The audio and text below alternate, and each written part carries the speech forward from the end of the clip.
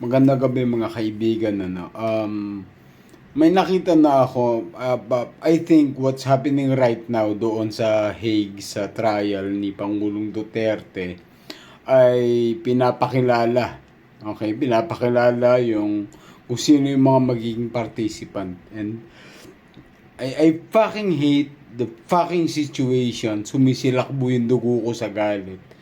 Kasi nandun si Tatay Digong nakaharap sa video and nandun yung mga foreigners nakapaligid, and it feels really insulting na ang taong nagdala ng tunay na katahimikan at sumugpo ng korupsyon at droga sa ating bansa ay ngayon hinuhusgahan ng mga buwaka ng inang puti dahil sa buwaka ng inang presidente nating walang bayag.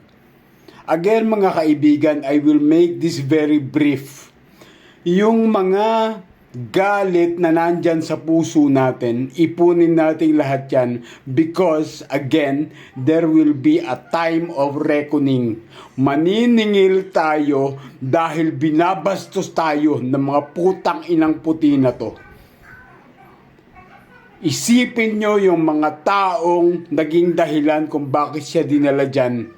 Si Trillanes, si Dilima, ang Liberal Party, ang Makabayan Black. Isipin nyo ang mga taong yan. Ipinta nyo ang mga mukha nila sa mga utak nyo so that when the time comes, kayo naman ang ipapahiya ng sambayan ng Pilipino. Tandaan nyo yan. Tandaan mo, Marcos.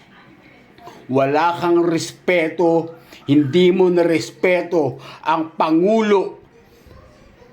Tatanaw ka na lang sana ng utang na loob, hindi mo pa ginawa. Kayong mga Marcos, ikaw Amy, putang ina nyong magkapatid, mga hayop kayo. I feel so insulted right now seeing these white and black monkeys in front of my president, accusing him of these stupid crimes na nangyari sa bansa natin na naging dahilan para tumahimik tayo ng totoo bilang bansa. Nakakahiya ang pagiging Pilipino sa panahon na ito. Again, tandaan nyo, there will be a time of reckoning. Malapit na yon. Sisingilin namin kayong lahat. Putang ina nyo.